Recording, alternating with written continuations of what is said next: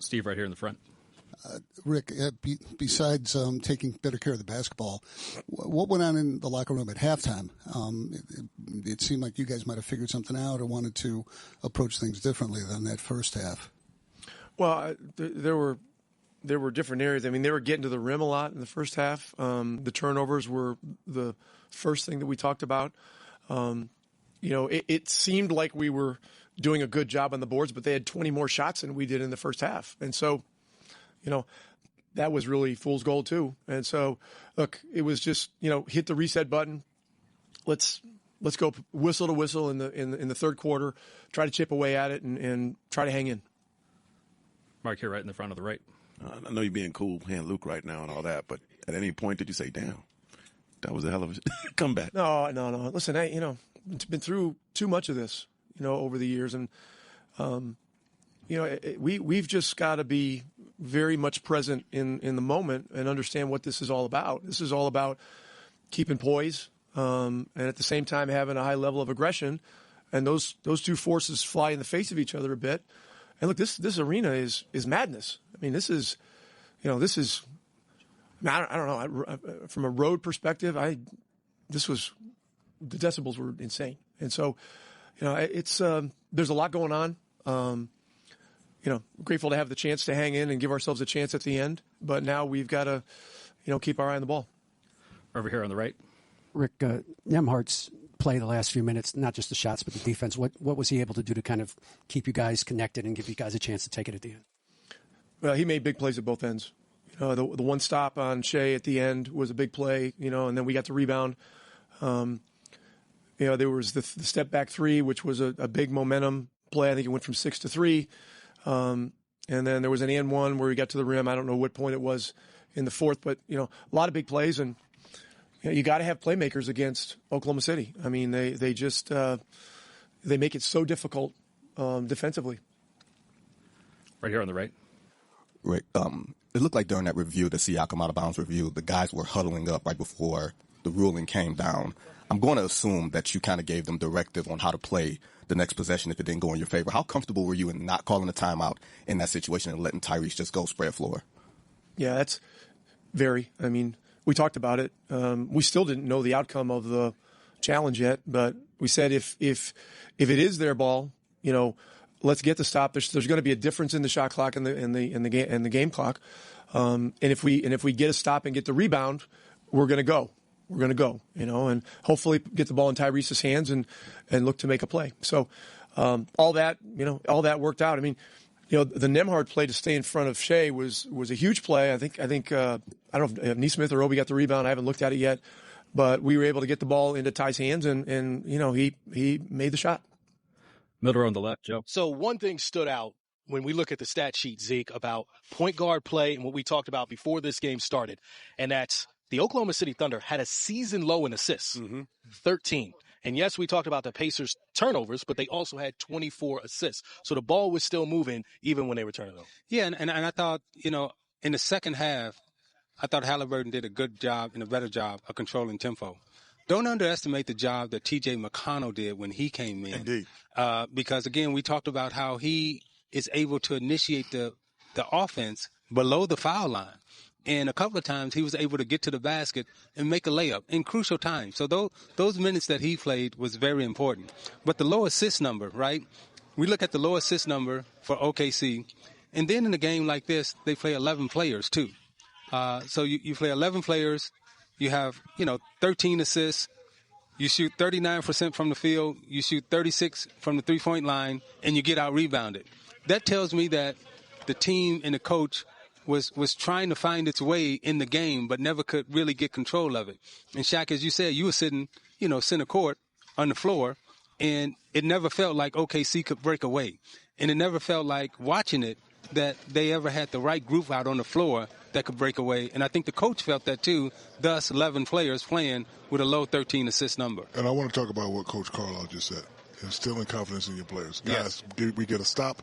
If we get the rebound, we're going to go. You know, a lot of coaches call timeout, try to control the situation, but he has so much confidence in his guys. Hey, Nembhard, stay in front of him.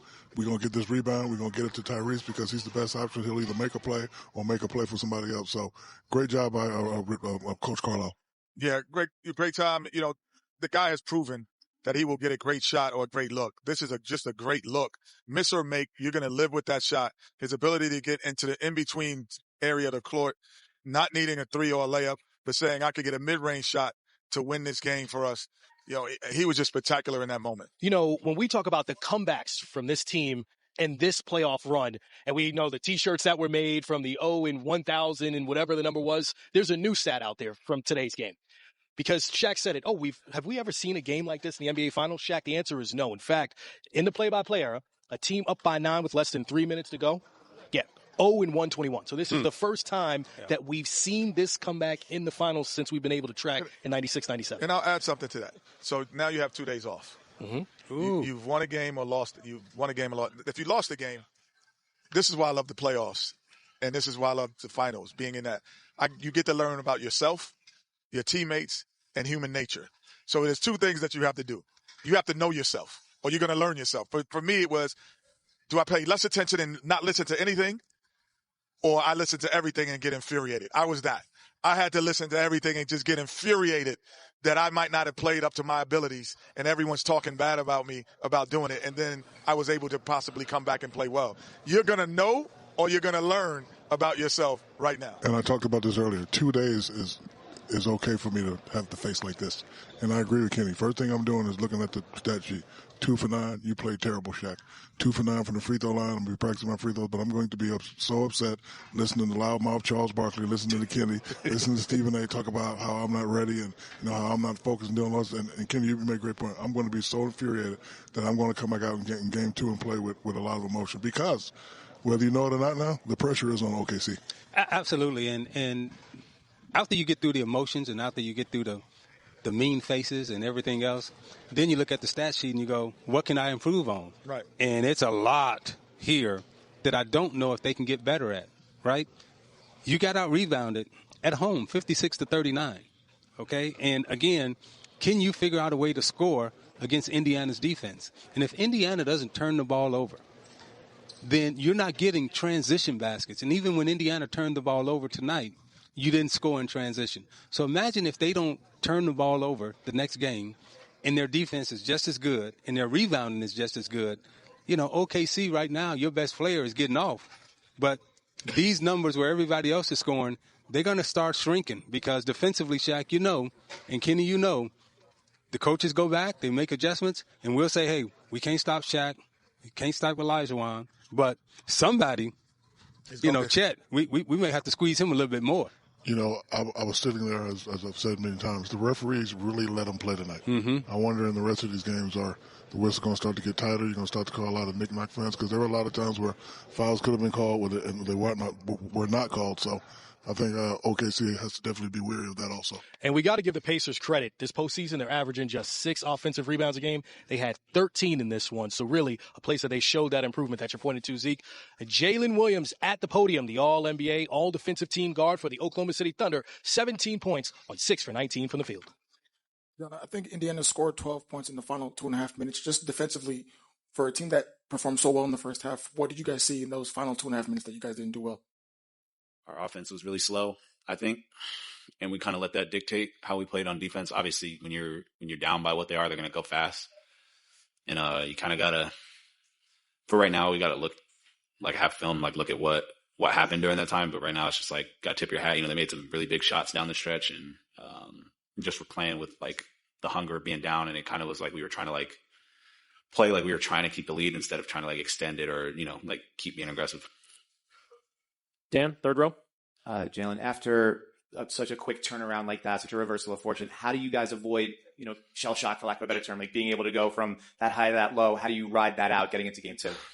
Well, it sucks, but we have been here before. Obviously, the Denver series, probably honestly around the same thing, to be totally honest. So we'll get back to 0-0, look at what we can do to get better, and it's 1st to 4. So regardless of if it's the finals or, round 1, round 2, you still have to win 4 games. So we'll take that and be ready for game 2. Next question here in the front. Joseph Pavone, clutch points.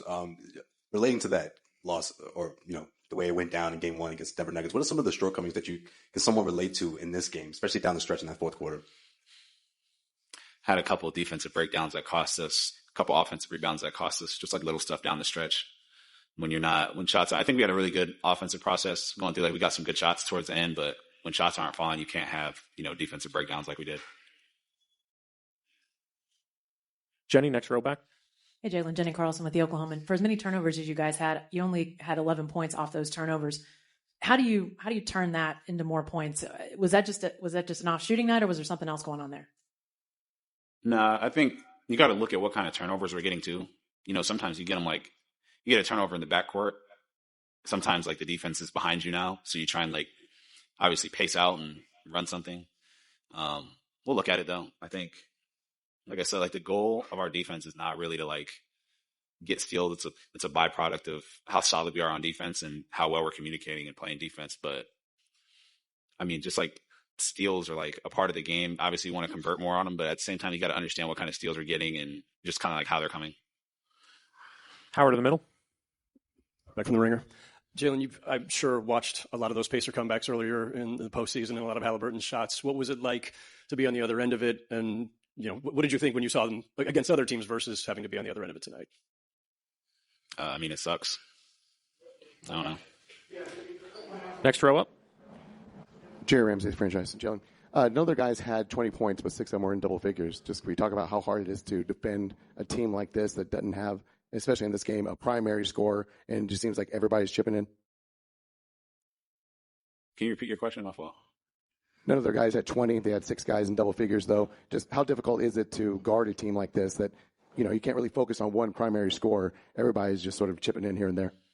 That's what makes them good. I think that's what makes us good as well. Like I was saying earlier, just throughout the week, we're very similar in how we play. And they understand that, it's 5 people out on the floor, and you're definitely a more dangerous team when everybody's involved, and they do a good job of moving the ball and playing with pace and doing stuff like that, which is why the loss sucks a little bit, just because we had controlled the game for as much as we did and kind of let it go away a little bit towards the end. Back left. I was wondering, on the missed shots, did they come out of your hand good? Did you feel good about some of the ones that you'd love to have back? Yeah, for sure. As a basketball player, even if you probably ask anybody in Indiana, they're going to have shots that they thought went in or thought felt good. That's just the nature of the game. I think a lot of it is just continuing to have a good process about how you get the shots. And I've repped a lot of the shots that I shot tonight over and over and over again, consistently throughout my career, this year, the playoffs. So all you can do is shoot them and not get scared to shoot them. I think that's the biggest thing. So go into every game confident in my work and go from there. Anyone with a final question? Thank you, Jalen.